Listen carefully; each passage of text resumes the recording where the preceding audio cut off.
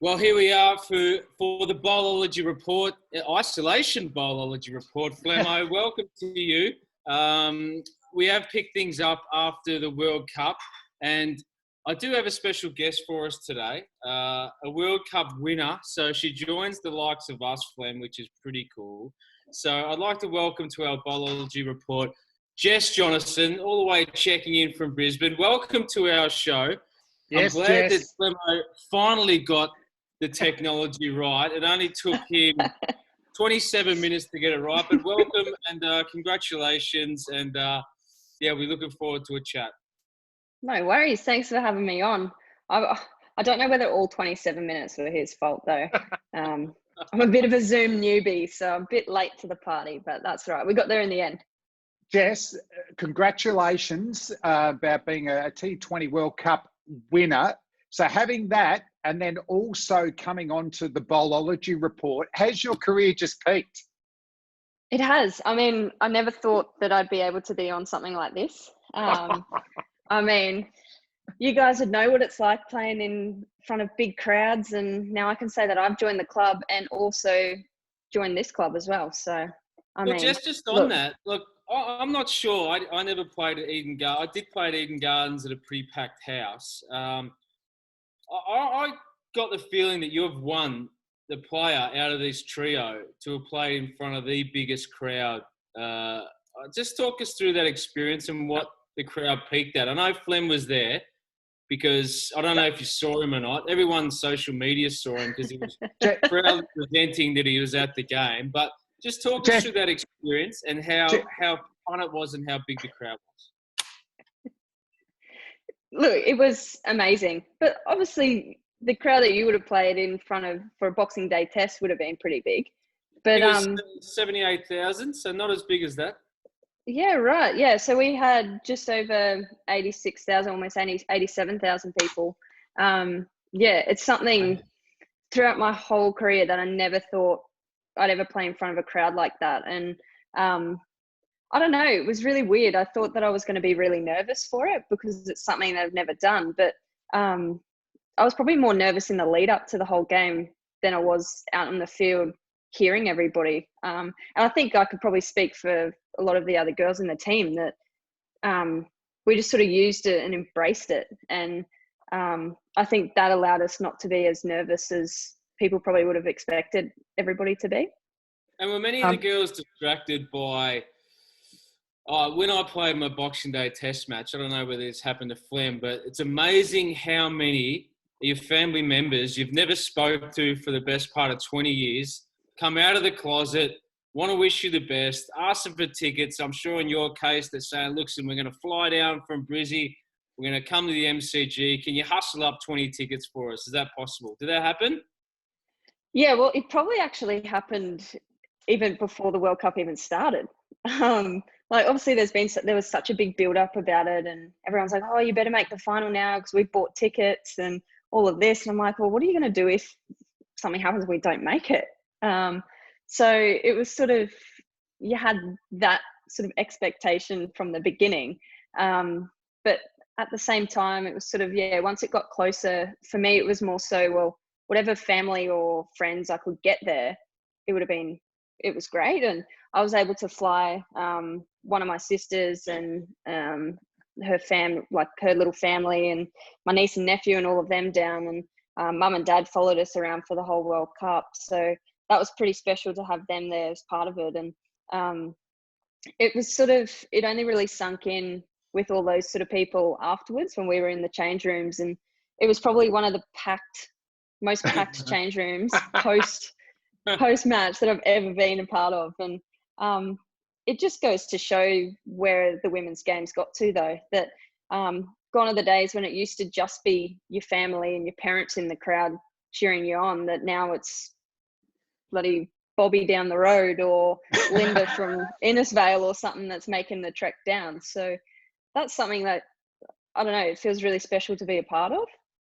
Well, Jess, I've seen both sides. I've won and lost a World Cup, and it's fair to say the winning one at Lords was a free-for-all for everyone. There's Bobby Hawke, there's just everyone there. When we lost in Karachi, No, there wasn't too many supporters around. But back to your final. I don't know if you saw me I know what that's there. like too.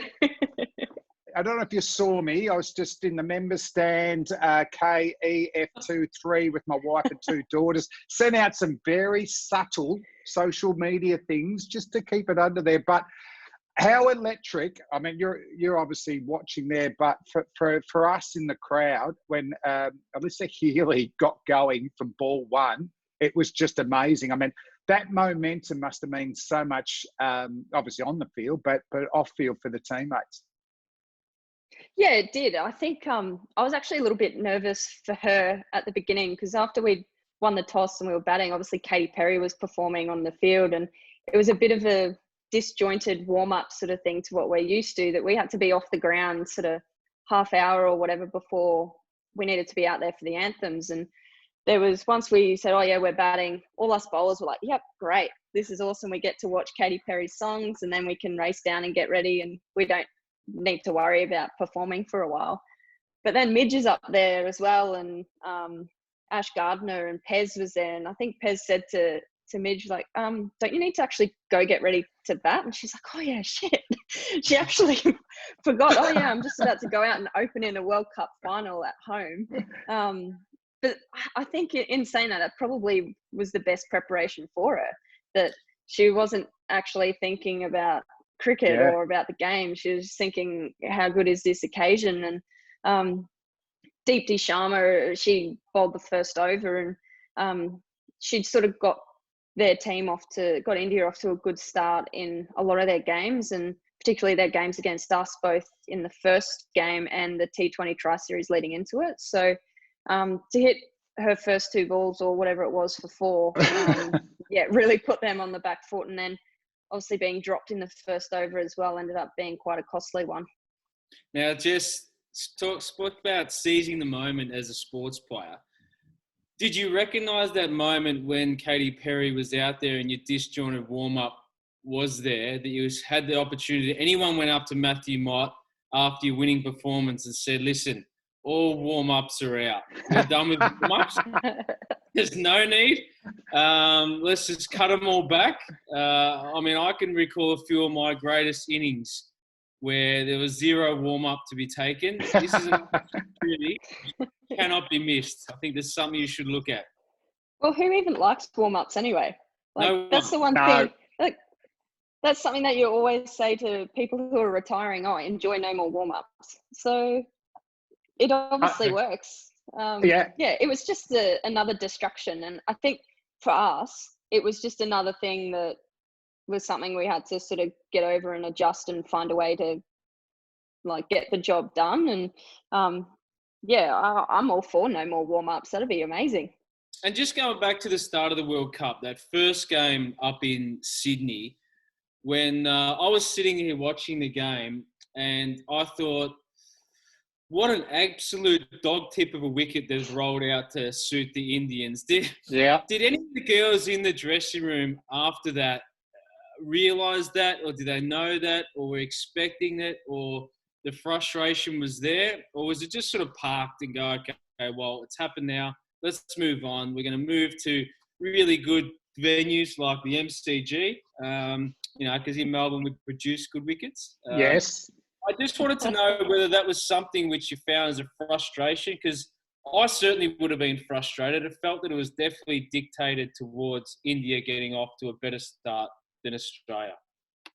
Yeah, it was a bit frustrating. Like we knew what we were going to expect. We knew it was going to happen, obviously, with a lot of the Big Bash games that are being played there, and knowing the type of wicket, and knew it was going to suit slower bowling and the spinners. And in saying that, though, we had a couple of games that we had a intra-squad practice match. We had a centre wicket thing there. So we were sort of as well prepared as we could be. It just was a matter that on that night, we didn't actually execute playing the slower bowlers how we would have liked. And we got off to a really good start with the bat. And then, throughout the middle, obviously when one of their bowlers take 4 for not many, it's sort of, in T20 cricket, it's going to be quite difficult to actually get over the line for that. But yeah, without a doubt, we were all frustrated. And but I think obviously you guys would know the beauty of tournament play as well is you don't actually have much time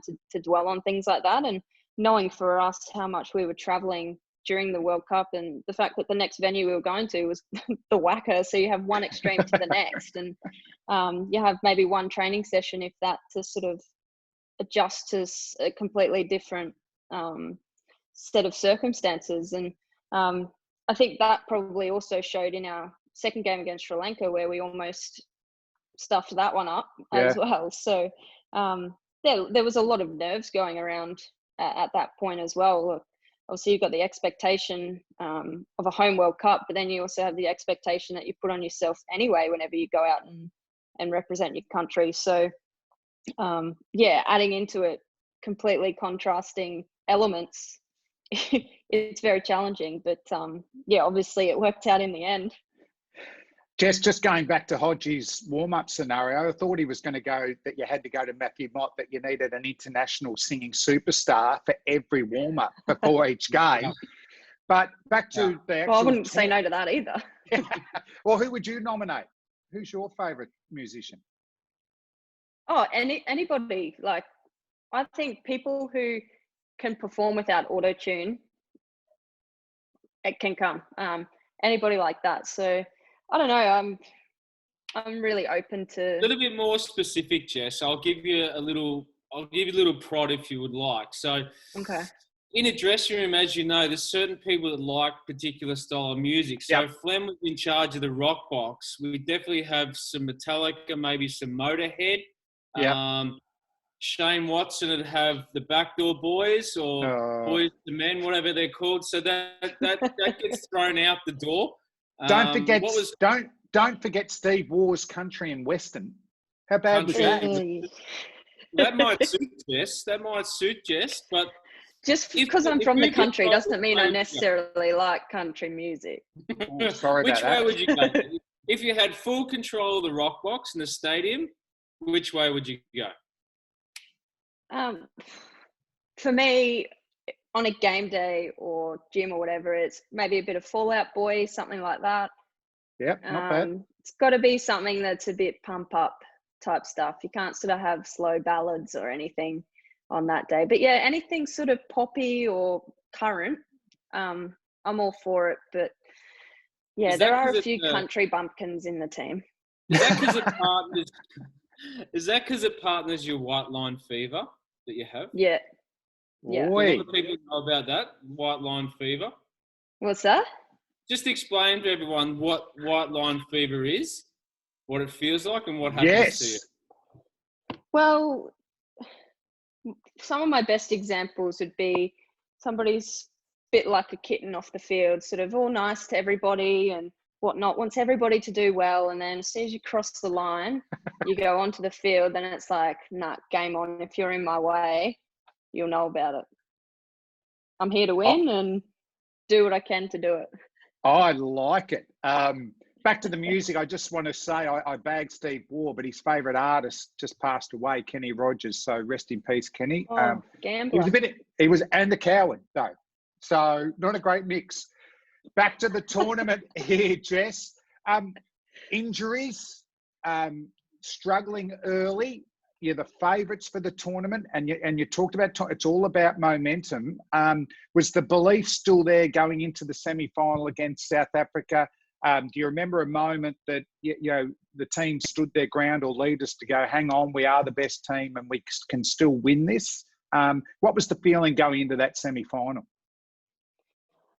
Well, obviously the weather was a massive talking point going into that there was all this talk about, this happened in the Big Bash the Big Bash final as well, and who in their right mind sort of programs or schedules cricket in Sydney in March. It's the wettest month of the year and all that sort of stuff. And Motti actually told us leading into it to make sure we stayed off the radar. And I don't think a single person listened to him. So I was probably checking it every 5 seconds and thinking, it's not going to change. And it was the topic of every conversation. So it probably wasn't a bad thing that we were talking about the weather. Then people were sort of not really talking about the cricket, so to speak. And I think it was always going to be one of those things that we were preparing to play, but it was always in the back of everybody's mind that, oh, well, what if we don't? Then we don't make it through to the final. We don't even get an opportunity. And we obviously saw that with the game prior to us, that they didn't even get on with India and England. And I think it actually, schedule-wise, we were meant to be that first game in terms of the Group A, Group B matchup stuff. But when it came through that we qualified, then they wanted us to be in the prime time slot. So it actually, there were so many things that like we couldn't control that went in our favor, that we had so much luck on that day that it was probably once we won that semi-final, then we were like, there was this weight lifted off. It was almost actually, I had a conversation with Elisa about it, and it was almost after the group stage had finished, we were like, oh, okay, like there was almost this relief that we got out of the group stage, because I think it turned out if we didn't get out of there, it would have been the first time in history that the Australian women's team didn't get out of the group stage of a World Cup. So we didn't want to be the first team for that to happen to at any point, let alone at a home World Cup. And then also no Bowlology report for losers. That's right. Correct. I know. Nobody cares about you, do they? I mean, this has to be, when this goes on record later on in life, when, you're thinking about past experiences and you talk about this whole year being stuck indoors, there's probably only going to be two things that stand out, and that's Katy Perry and the Bowlology report, for sure. I know. In your memory. I was talking about Katy Perry for months, and I actually think I jinxed my wedding because of it, because I said to my partner, I was like, oh, I'm sorry, but I don't even think our wedding day is going to top how today's made me feel. And it turns out then all this coronavirus stuff's happening. We've had to postpone the wedding. So. I have heard that. I've heard you postpone your wedding and your honeymoon's out the door. What's the plans going forward? What can you do? Just wait until all this calms down, and so that we can't even book a tentative future date, because we don't know how long we're going to be isolated, how long the various venues are going to be closed down. And we put a lot of stress, a lot of planning into it, that we don't want it to go to waste. So we actually want to have the day that we planned. Like that, under there, that's our little checklist board. So it's still sitting there. We haven't even put that away yet. So, but when the 2nd of May comes around, I think I'll be having a few drinks I'll be a bit gutted that day, because that was the day we were meant to get married. So. No. You know what, Jess? Since things have gone sour for me and Flem, and our incomes have gone south, we've taken up opportunities to expand, and we've both got temporary licenses as celebrants. So, yes. If it comes around that you want to have, that joint marriage on the Bowlology report on the 2nd of May, it'll cost you a small fee, but it won't be much. But, we're open to opportunities in this tough environment. Well, you've got to keep looking to expand your horizons, don't you? Especially at times like this. You can't close any doors, can you? Now, what about off-field? Let's go back. Sorry, Flem, you can't close doors. Are there any doors open for you? I want to talk to you about your achievements outside of cricket, and that's I understand that you have a law degree, also studying or have a degree in criminal psychology. Is that right? Wow. Yeah, I did a grad certificate in forensic mental health, and I've just enrolled in a little 8-week course of criminal psychology. So stuff I'm very interested in, and I read a lot about it, and who knows, might have a future post cricket in that. Well, with those topics, I played with Brad for about 10 years. So if you need some case scenario or case studies, I can provide that on a former teammate. Yeah. To get people out of some tricky situations. You call him a criminal. We have a lot of case studies, I reckon, Jess, that you could tap into. We've had a lot of our teammates went through a phase where at certain nightclubs, they'd run around on their hands and knees and bite people on the ankles. All sorts of bizarre behaviour, which... But not naming any names, Bradley Hodge? No, that wasn't me. No, it wasn't you. And barking, hence the nickname barking Doggy. Like dogs. Yes, hence his name, Doggy Jess. Fair enough. Yeah. No, we won't name names. He was a pretty good all-rounder, and he's now living in England. His name is Ian Harvey, but that's another case study. We've got plenty more. But talk us through what's going to happen. You know, great that you're able to study through your period of cricket time. Was it difficult? Yeah. And how long did that process take? It was difficult. I think I didn't actually realise how challenging it was until I went back and did my grad certificate. So I finished my law degree in 2015, and I was sort of lucky enough that my first couple of years of that degree, I hadn't broken into the Aussie setup yet. So I was able to get a fair chunk of that out of the way, doing it full time. So then when I broke into the Aussie stuff and was traveling a bit, it was a bit easier because it was sort of the back end of the degree that I didn't necessarily have to go to classes, that everything was available online. So it made it much easier. And it was I was probably lucky in the sense that where the women's game was at that point, there wasn't as much travel, there wasn't as many games. So I was able to dedicate a lot more time to it. And then, I spent sort of a couple of years where I was wanted to just solely focus on cricket. And because pretty much as soon as I finished school, I moved from Rocky down here to Brizzy, and I'd been at uni sort of full time for, I think it was 5 or 6 years it took me. And then I was just like, I'm sick of the studying routine. I just want to have a break. And then, got into my grad certificate last year, and I was like, oh my gosh, how am I even meant to do this? I was doing it part-time, and I was just like, I just can't find the motivation. I can't find the time. And it was just, it was so bizarre, the difference in terms of what the cricket schedule was like. And then having Alfie at that point, I was like, well, God, I didn't have the dog last time, but he's taking up all of my spare time now. You just find ways not to do it. But no, I ended up getting it done. It only took me a year. So, and then here I am now. Stuck in isolation and wanting to do yet another thing. I found an amazing array of excuses to postpone my university stuff, Jess. So plenty there if you need it. I'm curious about just quickly, how long did it take you to complete your degree?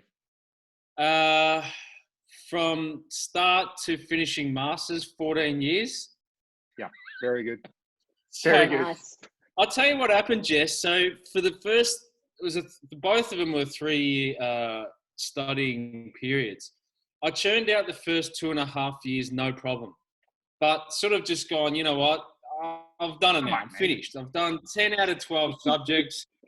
And I just didn't want to commit to finishing those last 2 subjects. And I'm not sure why, but I think it was, if I completed them, it was probably an avenue to think, well, you should take that. If I don't complete it, then I'm stuck in cricket and I need to make it work. I think that's my subconscious mind.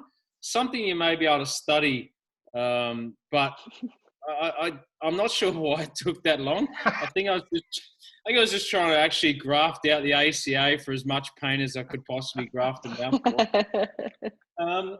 Going back to your taking cricket professionally and stuff, I want to talk to you about the little secret battle that you had, I guess, with Sophie Molyneux. And there was a time where, and it was great that you got back in the same side and played the World Cup final. But there was a time where you're in a battle. There's 2 left-arm orthodoxes, both good with the bat, good in the field, both good people.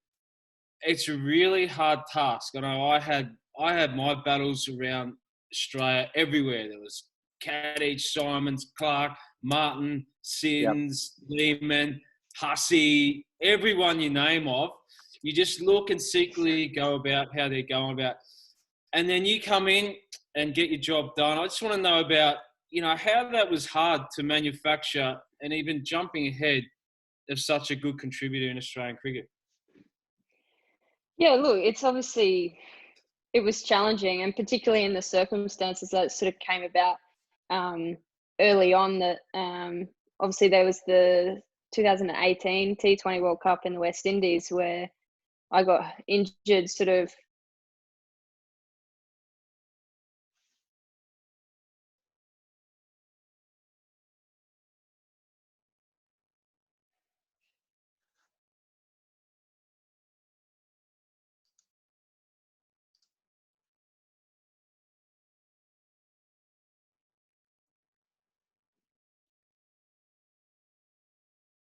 It was going to be really challenging sort of getting back in the first place, let alone now, like, there's somebody who, in my eyes, I saw did the exact role that I was wanting to try and do for the side. And it took sort of a good few months to sort of come to terms with it and have various conversations with Modi and selectors and whatnot about what things will look like moving forward. That they've constantly told both of us that even though we're both left arm spinners and good with the bat in the field, like you said, that they see us occupying two completely different roles within the side, even though we're both the same. So it took me a while to actually, I guess, believe that and sort of have that faith that I was able to go and do the job that was required, however that might look, whether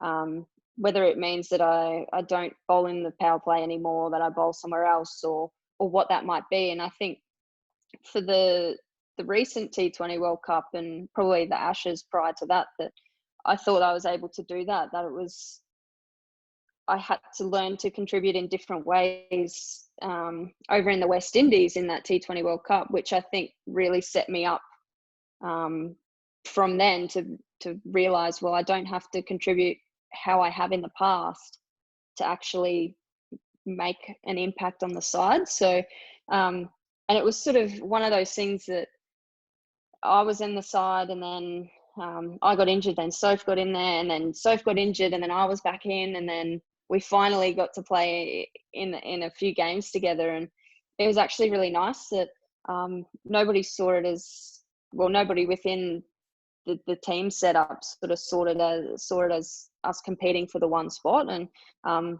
I think, yeah, it's going to be interesting going forward to obviously when we all go back, I guess, from this isolation stuff, that everybody's injuries are all good. And obviously, yeah, with Pez getting injured during that World Cup, it probably opens up a door. I guess if we've got tours before she's right, for someone to get an opportunity to bat in the middle order a little bit more in the 50 over stuff. So yeah, it's going to be exciting, but it was definitely challenging early days. Hey, Jess, just on your batting, how hard is it getting a hit in the Australian T20 team? I mean, you've got a Test 99 on debut. You can talk us through that. That's still dismissal. Too soon. Too soon. But yeah, it was like what, 5 years ago, and I was still. Is it too soon? No, I still can't believe trying to hit it too hard. Oh, well. But how much do you have to adjust your game, knowing that you might go in with, a few balls as opposed to having the opportunity to hit the gaps and build your innings? It's hard. I think for me, wanting to sort of have a bit more consistency around my batting was something that I've really sort of wanted to achieve over the last few years. And it was probably only recently in last year's WBBL that I felt I was able to do that. And I've done a lot of good work with Noffers, and he's sort of helped me gain that ability in myself with the bat again that I sort of lost for a few years. And yeah, it's sort of, I'm excited obviously when we get out of isolation about what I can actually do with my training then with. And I think for me, I've only ever seen I've had one solid year recently in the Big Bash with that I want to sort of build on it and have 3 or 4 solid seasons in a row with it. That obviously the more consistent that I keep scoring runs, the potential of more opportunities to come my way. And I saw that I had a couple in the World Cup, the 2 opportunities I had, and I sort of felt like I blew it. I just, because I wasn't used to actually like being in those situations within the Australian side, that I just went completely away from everything that I know works for me. And Jess, it's sort of that. I was texting Motty the whole campaign. Get her up the order. Get her up the order. You finally get your chance at Sydney. What happens? You shank one to long on. What's that all about? I know. I'd actually had about a 90-minute conversation with Noffers the night before on the phone, because I was I was like, I need to talk to you.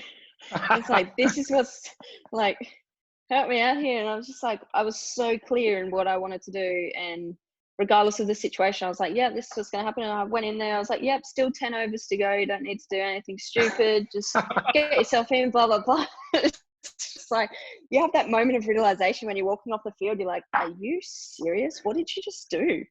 Like, Can I give you a piece of information, Jess? Sorry to cut you off. Yeah.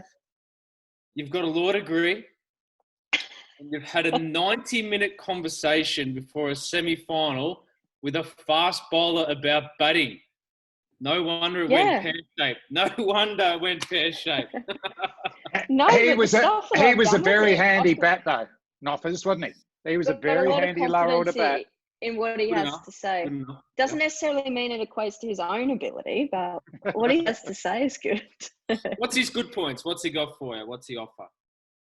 Well, for me, he knows the areas that I am best at, in terms of I'm good on the short ball, can punch down the ground for ones. And he's saying, for me, it doesn't really matter what it looks like. If you're scoring runs, then you're doing your job. I was always so concerned with making sure that my shots looked good, or that it felt good and hit the middle and whatnot. But he kept saying, if you're shanking one, but you're in a good position and you're still getting runs and you're still doing your job. He's basically like, as soon as you have the bat in your hand, your job's to score runs. Doesn't matter how.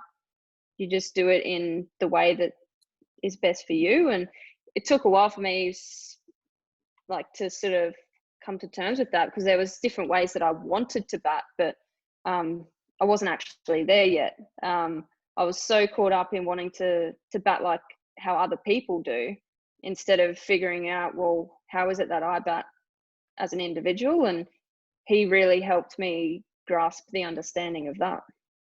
And just Hodgie, go back to the final. Let's get on to the bowling, and you run out there. You've got heaps of runs on the board, massive crowd, including myself, just in the members there. What about opening the bowling with Megan Shute? You took 3 for 20, but it seems like her big in-swingers, your left arm orthodoxes, very good bowling partnership, straight up. Yeah, I always loved bowling with Shooter. And he came back and with this big essay saying, well, no, Shooter, you're actually a really good matchup, and here is why. And then, yeah, it's sort of, after her very first shot of the first ball, that she's just smoked it, but it then plugged in the ground for 2. I was like, oh God, she's on today, that she's just gone out. First ball that she's faced, and she's absolutely clubbed it. And then, yeah, as soon as she nicked the next one, then I had a bit of enjoyment making sure I went up to Shooter and was like, oh, see, oh yeah, not a good matchup, my ass. And it was a lot of banter between the girls after that, because Shooter's one person that she absolutely despises being wrong about something. So for that to come off and to get her early, it sort of gave everybody, or every other bowler, sort of, I guess, a bit of relief that knew how destructive she was against anybody. That as soon as Shafali was out, then we were sort of able to settle in.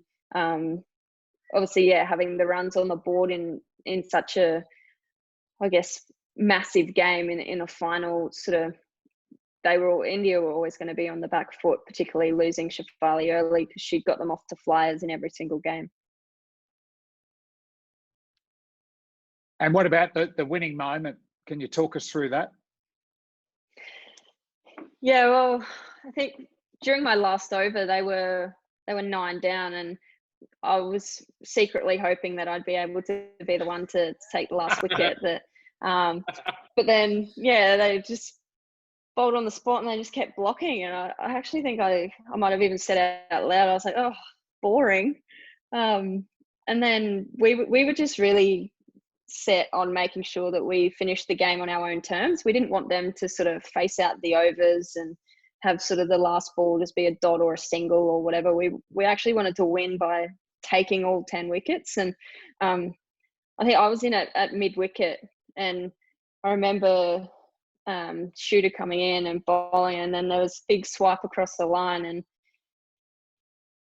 there was a bit of a drone vision from out a bit further, and I was almost just like jumping up on the spot, sort of willing it to carry to Ash out in the boundary. And I remember seeing her sprinting in towards me, and then stuck in her hands. And yeah, it was just being able to be sort of that first person part of it, that like when you've just won something like that, it was really cool. And I think I lost my hat, I got a few elbows in the face, and yeah, it's just those sort of moments, that just that sheer elation and almost relief that we were able to do it, that there was so much sort of promotion around it, so much support from everybody, that it almost would have felt like we'd let people down if we didn't win. Even though people would say, oh no, that wouldn't have been the case and all of that. But I think it was actually nice to be able to get the result that so many people wanted for us to get. Well, last couple of questions. I reckon, Hodgie.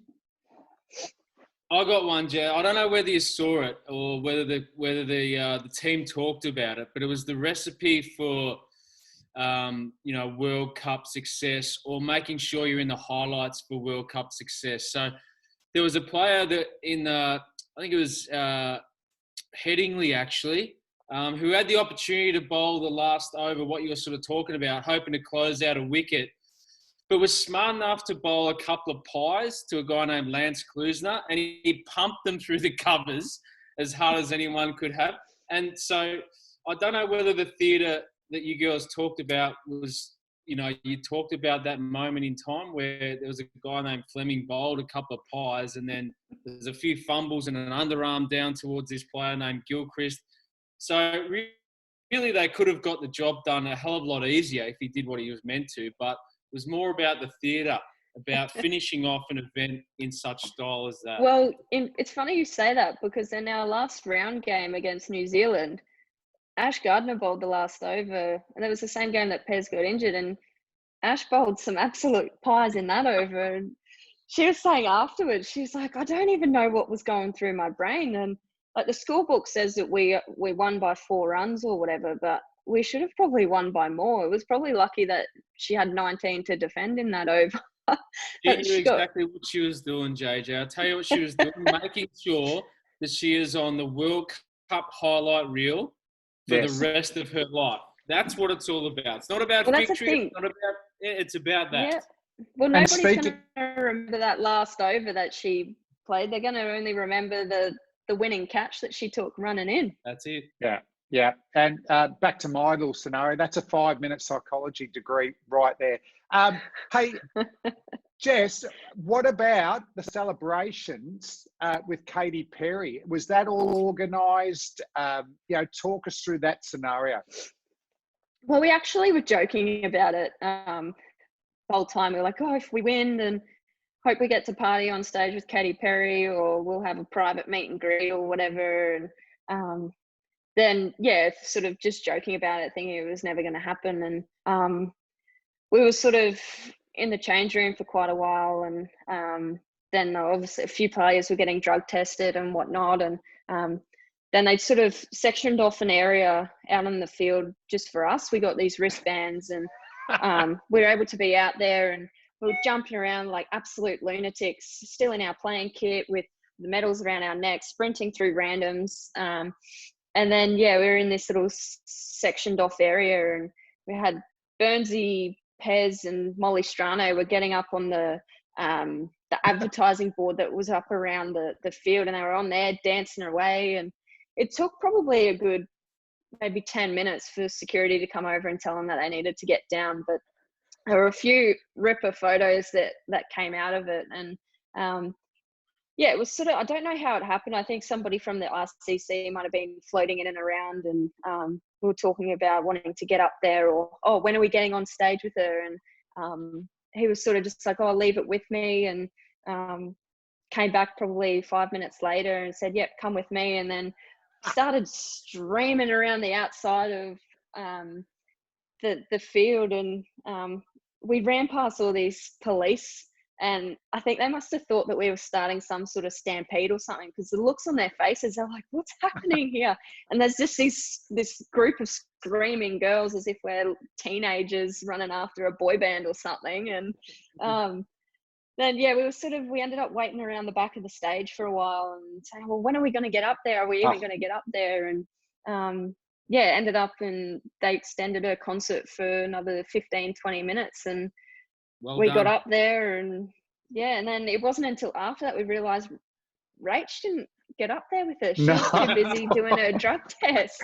We thought everybody was there because Georgia Wareham was another one that was getting drug tested, but her chaperone was running along with us. She was there, she was at the back. And yeah, because I was like, how did you get up there? And Rach wasn't. But like, Rach was outside for a little while and then she left, and nobody realised until after. And we were talking about how amazing it was, and we got to hug Katy Perry, and then poor Rach didn't get to experience it. So, and you can't sort of lie and go, Rach, it wasn't that good, because it was freaking amazing. I just thought it was incredible. such. Rach could have got out of it. Oh. She could have got out of it. She said, "No way." She was gutted. Yeah, well, she could have been, but she could have actually said to the testers, listen, I'm not sure if you've seen my form for the last 6 months, but it has been great. There's going to be no performance-enhancing drugs in my body. So let me off this time. I'll be fine. So, but disappointing, I'm sure. Of all the timing, like, the time just wasn't great. And there was obviously no way we could have contacted her to be like, come on, we're getting up on stage. And yeah, she got out of the drug testing, and the physio, I think, went up to her and was like, oh, how amazing was it to be on stage? And she's like, are you serious? She had no idea. And then, yeah, in we come screaming. We're like, we love you, Katy, and just running by. And yeah, it was. How did she take it? Yeah, she was gutted, and I don't know. I think though, to be honest, she'd take winning a World Cup than having to party with Katy Perry. But if she got to choose her time again, I reckon she'd probably take a strike from the drug testers and get up on the stage. Hey, Jess, thanks a lot for giving us your time on the Bowlology report. Hodgie, how good a guest. Well organised. Well done on the World Cup T20 win. Stay safe in isolation. Keep your social media posts coming too. What was your dog's name again? It's getting a great run. Alfie. Alfie. It's not out there. It's not outlandish enough to gain social media promotional awards on our show. No. I'm a bit boring when it comes to that. Yeah, you're not out there. You need to lift your game there a little bit. If you want, there's some superstars amongst our group. Greg Norman, Michael Clark, to name a few, Dean Jones. There's some real people who you can take on board and have a look at their posts and see what it's all about. Last question before you go, and it's a one-word answer. There's no discussion point. Who was the better player to wear the number 17 for their country? Yep. You can see in the background, Hodge, Fleming, or Lanning. Which one? Lanning. Oh, right. That's it. You're done with your show, right? No, this is first and last time. I have to say that because I want to keep playing. Yeah, well, that is comparing us to one of the greatest batters of all time, Hodgie. I don't think we're in Meg Lanning's class. We are nowhere near that. Haven't you heard the rumours that me and Fleming are going to take up a post of chief selectors of the Australian women's cricket team in the future? Yep. You just dug yourself into a hole there, JJ. If she's still going to be skipper, I think I'm all right. All right. Jess, thanks for your time. Keep safe. No worries. You too, guys. Thank you.